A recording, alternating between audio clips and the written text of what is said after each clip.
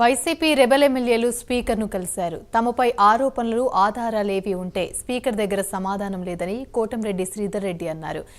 జగన్ ఒత్తిడితో స్పీకర్ పనిచేస్తున్నారని ఆరోపించారు. లిఖితపూర్వక సమాధానం ఇచ్చినా రసీదు అడిగితే స్పీకర్ ఇవ్వలేదన్నారు. చట్టాలపై గౌరవం పోగొట్టేలా స్పీకర్ తీరుందని విమర్శించారు. రాజ్యసభ ఎన్నికల్లో ఓటమి భయంతోనే కుట్రలు చేస్తున్నారన్నారు. చట్టంపై గౌరవంతో స్పీకర్ను కలిసి సమయం కావాలని కోరామని, కోర్టులు ప్రజా కోర్టుల్లోనే తమ పోరాటం కొనసాగిస్తామని స్పష్టం చేశారు.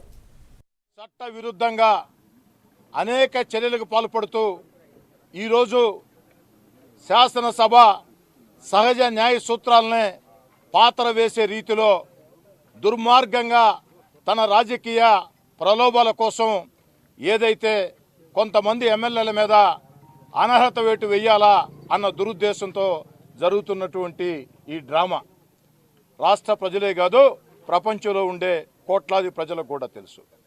మాకు నోటీసులు పంపించారు. ఆశ్చర్యం ఏమిటంటే వారు ఇచ్చిన నోటీసుల్లో కొన్ని అయితే ఫిజికల్గా చేతికి కూడా చేరని పరిస్థితి, వాట్సాప్ల్లో వచ్చిన పరిస్థితి. అయినా మేము చట్టం మీద గౌరవంతో, చట్టాలు చేసేది శాసనసభ, చట్టాన్ని గౌరవిస్తుంది శాసనసభ, స్పీకర్ గారి మీద గౌరవంతో మేము పద్ధతిగా వివరణ ఇచ్చాం.